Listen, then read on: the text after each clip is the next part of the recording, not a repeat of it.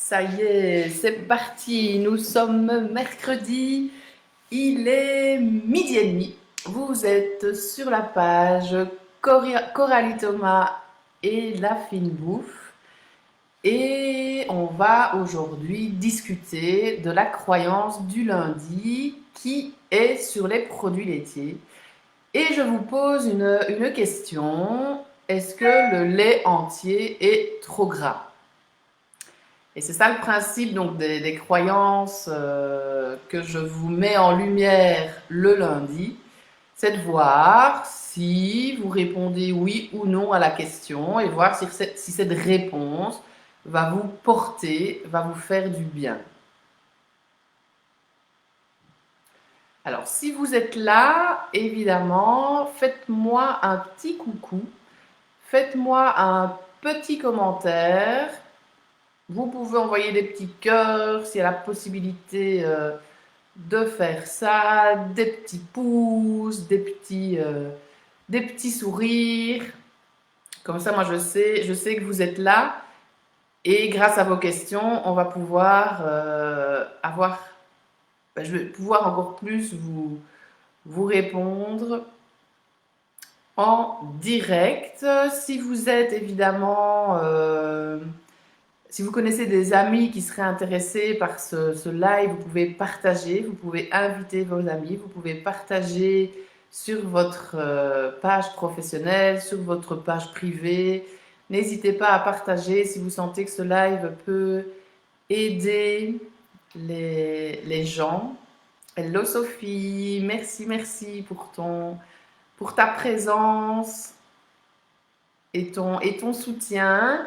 Et toi, je pense que tu as répondu à la question le lait entier est trop gras. Je pense que tu m'as mis non.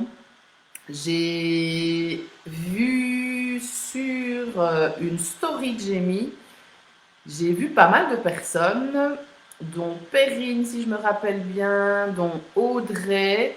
Il y a encore d'autres personnes, mais je ne retombe plus sur leur nom, qui m'ont mis que effectivement le lait entier était trop gras. Donc on va répondre à cette question dans quelques minutes. Je vais chaque fois, comme d'habitude, vous donner mon propre avis par rapport à mon expérience professionnelle de 15 ans et par rapport à ma vie personnelle. Donc c'est vraiment un mélange des deux, la réponse que je vais vous donner. Ben oui, le sujet, c'est vrai, il est intéressant. Merci à toi, Sophie, parce que moi, je remarque vraiment en consultation, ben, il y a pas mal de personnes qui ont des troubles digestifs et c'est simplement, parfois, uniquement le lactose. Mais ça aussi, c'est ça que je vais détailler dans notre quart d'heure. Mettez-moi des petits pouces, des petits likes, des petits cœurs, des petits commentaires pour ceux qui sont là. Et voilà, Séba, coucou, je partage, prends soin de ta petite famille. Oh, merci beaucoup. Toi aussi, évidemment. Et partage vraiment aux personnes qui sont intéressées par ce genre de sujet. Donc, moi, je m'appelle Coralie Thomas, je suis diététicienne. J'aime bien aussi dire joueuse alimentaire parce que j'arrive vraiment à aider les gens à dédramatiser l'alimentation. Donc, j'accompagne plus souvent, c'est vrai, des femmes qui sont émotionnelles et gourmandes à retrouver une relation zen avec les aliments, mais aussi avec leur corps, leurs émotions. Et tout ça, évidemment, ben, sans frustration et sans privation. Sinon, ben, on ne va pas avoir du tout quelque chose qui va tenir dans le temps. Donc, c'est ça le but aussi, c'est d'avoir un résultat vraiment durable et conscient. Donc ça, c'était moi qui me présentais à vous. Dites-moi hein, si vous avez votre propre réponse à la question. J'attends encore quelques petits likes, quelques petits pouces, quelques commentaires.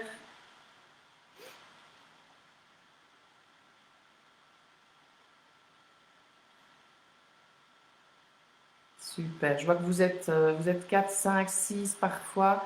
Mettez-moi un petit commentaire, comme ça je sais vous appeler par votre prénom et posez-moi votre question. Donc, moi, ma propre réponse à la question, le lait est trop gras, eh ben, c'est non. Non. il n'est absolument pas trop gras. Alors là, c'est clairement une réponse rationnelle, une réponse sûre et certaine, une réponse qui ne changera jamais. Parce que c'est calculé scientifiquement le taux de protéines, de glucides, de lipides dans chaque aliment. On ne va pas aller dans les détails par rapport à ça. C'est des champs de calorimétriques qui permettent d'avoir ce pourcentage de composants de chaque aliment. Et si vous regardez, je l'ai mis un peu loin, donc ça on s'en sert évidemment, les diététiciennes, la table de composition des aliments. Je m'en servais beaucoup au départ et je vous avoue qu'avec l'expérience et le temps, moi je me détache vraiment de plus en plus des calories et des quantités. On se ressent plus souvent sur le corps et le ressenti du corps. Mais c'est ça, cet outil scientifique, cet outil qui va vous donner la composition de chaque aliment. Et quand vous regardez au niveau des produits laitiers, donc c'est ici, vous avez ce charmant tableau avec plein de chiffres, ce que j'adore, mais on a besoin quand même d'avoir ces bases-là pour encore mieux conseiller les gens. Et vous regardez au niveau des lipides, donc ce sont les graisses, les acides gras, il y a des acides gras saturés et insaturés. Le lait demi-écrémé, vous êtes à 1,6 g de lipides pour 100 g, donc imaginez 1,6 g à côté c'est 1,6 g de graisse pour 100 g de produit. Donc c'est rien du tout. Vous avez pour le lait écrémé 0,3. Ben oui, là, lait écrémé, on a carrément enlevé toutes les matières grasses, même s'il n'y en a pas beaucoup. Et l'entier, vous avez 3,6. Je vais vous dire le lait maternel aussi, parce que ça a un rapport avec le lactose, on va développer ça tout de suite. C'est 4,03.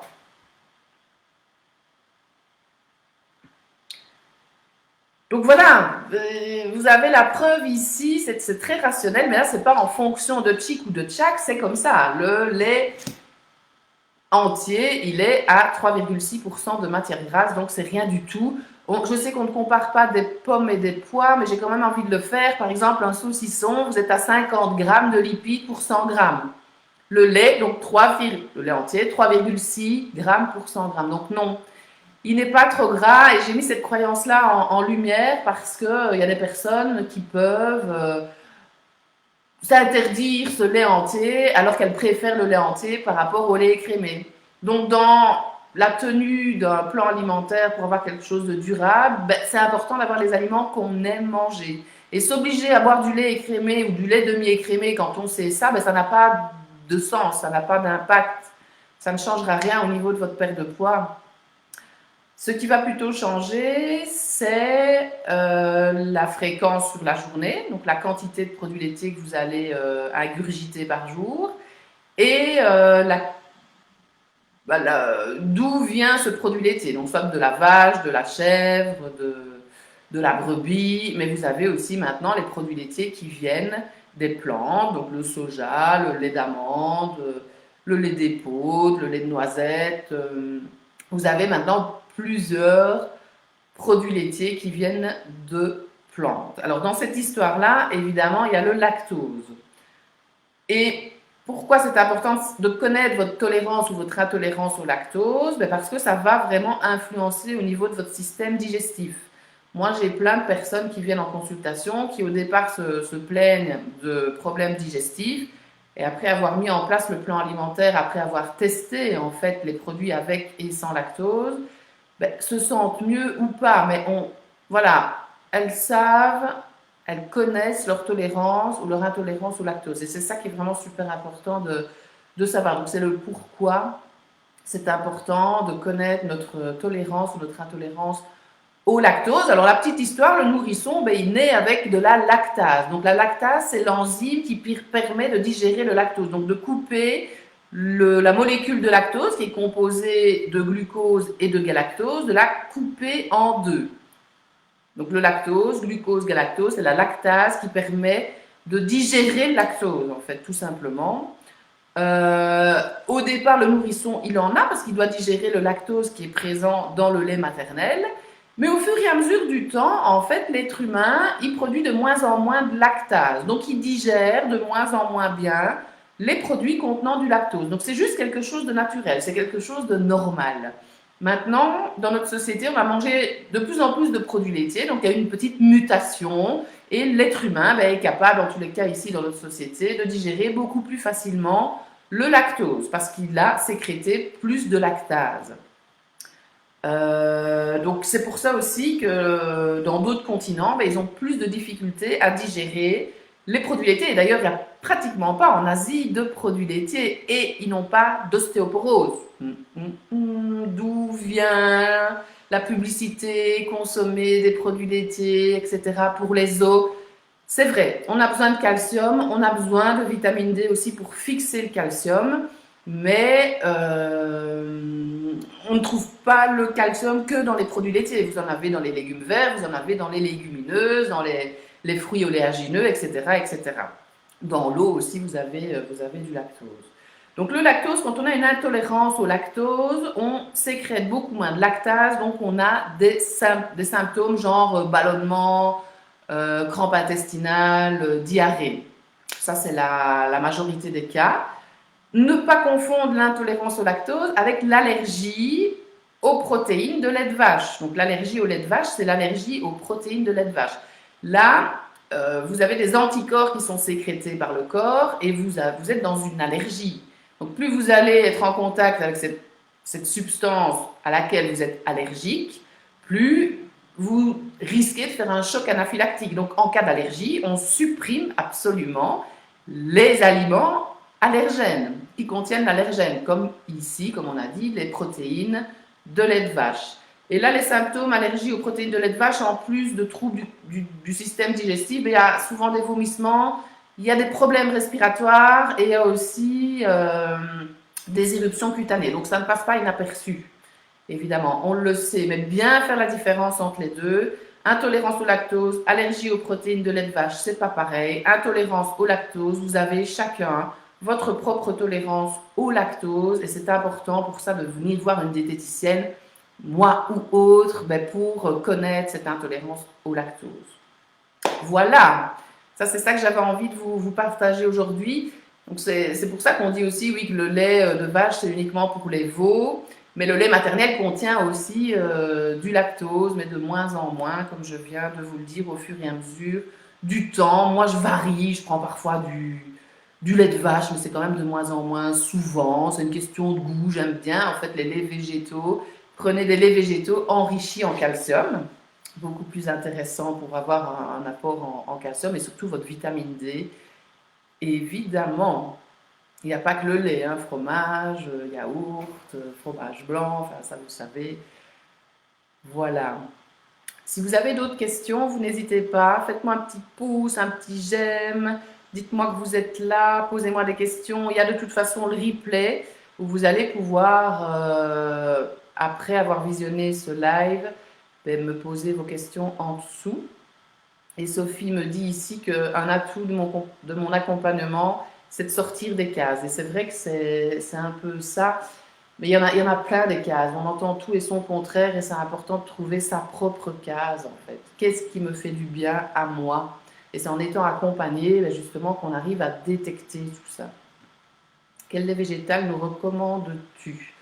Comme je viens de dire, celui que tu veux tant qu'il est enrichi en calcium. C'est vraiment ça pour moi le principal. S'il n'y a pas de calcium, ça n'apporte pas grand-chose. Hein. Comme j'ai dit, il n'y a pas beaucoup de...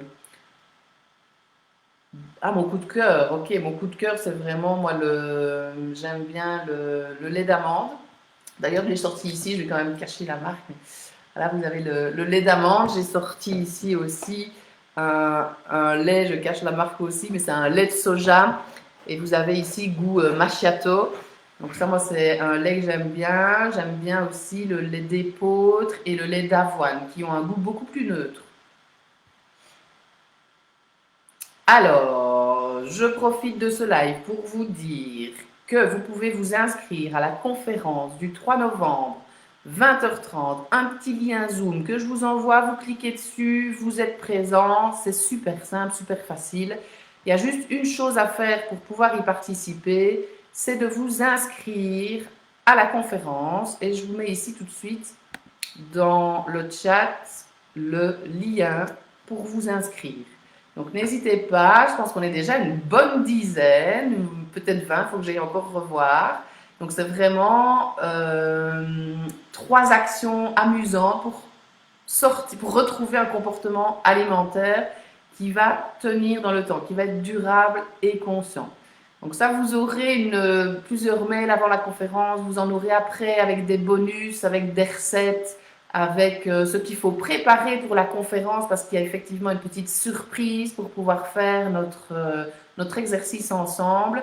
Mais là, vous avez le lien pour vous inscrire. Voilà, je vous ai tout dit. N'hésitez pas à mettre des commentaires, à partager si ça vous parle. Et par rapport aux produits laitiers, ben voilà, l'important est vraiment de connaître vos propres tolérances. Et là, c'est en étant accompagné ben, que vous pouvez détecter tout ça. On se retrouve évidemment mercredi prochain à 12h30.